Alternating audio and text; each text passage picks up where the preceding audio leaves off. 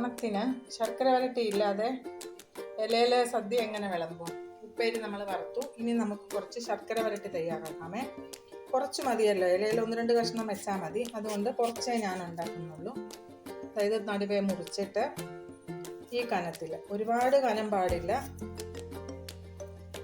ഈ കനത്തിൽ മുറിച്ചെടുക്കാം. ഇങ്ങനെ കായെല്ലാം മുറിച്ചെടുത്തുകൊണ്ട് വരട്ടെ. കായെല്ലാം കഷ്ണങ്ങളാക്കി അരിഞ്ഞുകൊണ്ട് വന്നിട്ടുണ്ട്. നമ്മുടെ ചീനിച്ചട്ടി എണ്ണ ചൂടാവാനായിട്ട് വെച്ചിട്ടുണ്ട്. എണ്ണയും നന്നായിട്ട് തിളച്ചു. ഇനി നമുക്കിതിലേക്ക് ഇട്ട് കൊടുക്കാം. എണ്ണ നന്നായിട്ട് ചൂടായിട്ടുണ്ട്. ഇനി ഇതിലേക്ക് നമുക്ക് ഇട്ട് കൊടുത്തിട്ട് മീഡിയം ഫ്ലെയിമിലോട്ട് മാറ്റണം. എന്നിട്ട് ആ തീയിൽ നന്നായിട്ട് മൂത്ത് ക്രിസ്പ് ആവുന്നത് വരെ നമുക്ക് മൂപ്പിച്ചെടുക്കാം.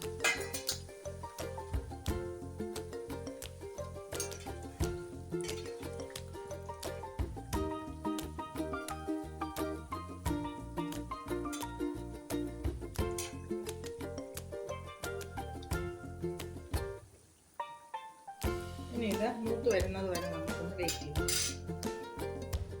നമ്മുടെ കായ നന്നായിട്ട് മൂത്ത് വന്നിട്ടുണ്ട്. ഒരു കായ ഞാൻ ഒരു കഷ്ണം എടുത്ത് തണുക്കാനായിട്ട് വെച്ചിട്ടുണ്ടായിരുന്നു. നമുക്കൊന്ന് ഒടിച്ച് നോക്കാമേ. നല്ല ചൂടുണ്ട്. നല്ല ക്രിസ്പായിട്ട് വരുന്നുണ്ട്. നമുക്കിനി ഇതെങ്കിൽ വാങ്ങിയെടുക്കാമേ. ശർക്കര വരട്ടിയുടെ കായ വറുത്ത് കോരിയിട്ടുണ്ട്. ഇച്ചിരി കൂടുതലായിട്ട് മൂപ്പിക്കണം, എന്നാലേ ക്രിസ്പായിട്ട് ഇരിക്കത്തുള്ളൂ. ഇല്ലെങ്കിൽ ശർക്കരയുടെ നനവ് വരുമ്പോൾ സോഫ്റ്റായി പോകും. അതുകൊണ്ട് ഈ പരുവത്തിൽ വാങ്ങണം. ഇനി നമുക്ക് ശർക്കര പാവ് കാച്ചി ശർക്കര വരട്ടി തയ്യാറാക്കാം. അതിനായിട്ട് കുറച്ച് അരിപ്പൊടി, പഞ്ചസാര, ഏലക്ക, ജീരകം, ചുക്കുപൊടി ഇതെല്ലാം കൂടെ ചേർത്ത് നമുക്ക് ഒരു പൊടി തയ്യാറാക്കാം. എന്നിട്ട് നമുക്ക് ശർക്കര ഉരുക്കാനായിട്ട് അടുപ്പത്ത് വെക്കാം. ആ സമയം കൊണ്ട് ഇതൊന്ന് തണുക്കുകയും ചെയ്യും. പഞ്ചസാരയും അരിപ്പൊടിയും ഏലക്കായും ചുക്കും ജീരകവും കൂടെ പൊടിച്ചു കൊണ്ടുവന്നിട്ടുണ്ട്. ഇനി നമുക്ക് ശർക്കര വരട്ടിയെടുക്കാമേ.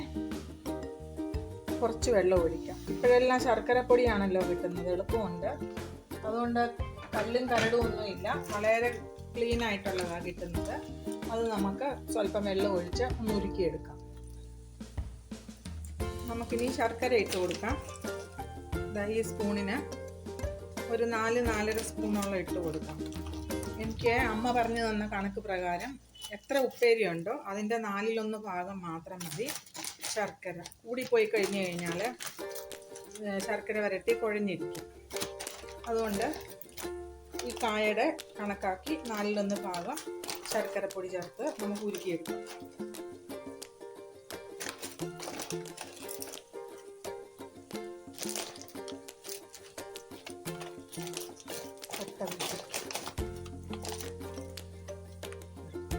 നമുക്കിനി ഇതൊന്ന് ഇളക്കി ഒരു നൂൽ പരുവമാവുന്നത് വരെ ഇളക്കിയെടുക്കാമേ.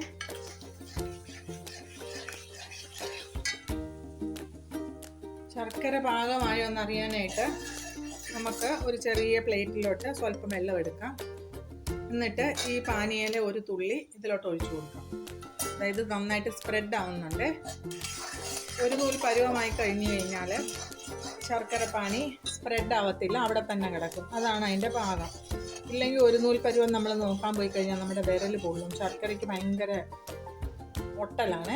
അതുകൊണ്ട് ഞാനിങ്ങനെയാണ് നോക്കുന്നത്. ഇനി ഇച്ചിരി ഒന്ന് മൂത്ത് വരട്ടെ, നമുക്ക് വെയിറ്റ് ചെയ്യാം. ഇപ്പോൾ സ്വല്പ സമയം കൂടെ കഴിഞ്ഞ് നമുക്കൊന്നുകൂടെ നോക്കാമേ. പാകമായിട്ടുണ്ട്. ഇത് ഒഴിച്ചെടുത്ത് തന്നെ കിടക്കുന്നു. ഇനി നമുക്ക് ഗ്യാസ് ഓഫ് ചെയ്യാം, അല്ലെങ്കിൽ ഗ്യാസ് ലോ ഫ്ലെയിമിലോട്ട് മാറ്റാം. എന്നിട്ട് ഈ വറുത്ത് വെച്ചിരിക്കുന്ന കായ ഇതിലോട്ട് ഇട്ട് കൊടുക്കാം. എന്നിട്ട് നന്നായിട്ട് ഇളക്കണം. ശർക്കര ഇതിലോട്ട് പറ്റി പിടിക്കുന്നത് പോലൊക്കെ നമുക്ക് നല്ലതായിട്ട് ഇളക്കി കൊടുക്കണേ.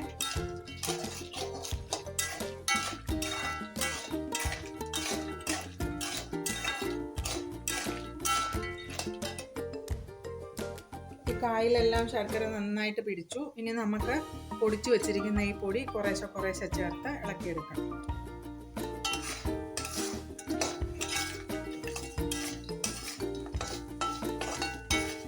ഇങ്ങനെ ഇളക്കി കഴിഞ്ഞ് കഴിയുമ്പോൾ ആ ചുക്കുപൊടിയുടെയും ജീരകത്തിൻ്റെയും ഏലക്കായുടെയും എല്ലാം ഫ്ലേവർ നന്നായിട്ട് കിട്ടുകയും ചെയ്യും.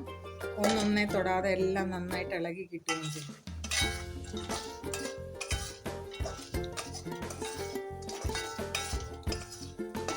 ഇത് ഡ്രൈ ആയത് കണ്ടോ?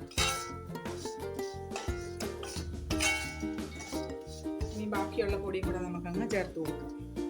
എന്നിട്ട് നന്നായിട്ട് ഇളക്കിയെടുക്കാം. ഈ പൊടിക്ക് നല്ല ടേസ്റ്റ് കാണുമേ. ശർക്കര വരട്ടി നമ്മൾ എടുത്ത് പാത്രത്തിലാക്കി കഴിഞ്ഞിട്ട് ലാസ്റ്റിൽ ഈ പൊടി ഉണ്ടെങ്കിൽ നമുക്ക് കഴിക്കാനായിട്ട് നല്ല ടേസ്റ്റാവും. നല്ല മധുരവും ഏലക്കായുടെ ടേസ്റ്റും ചുക്കും ജീരകവും എല്ലാം കൂടെ ആകുമ്പോൾ.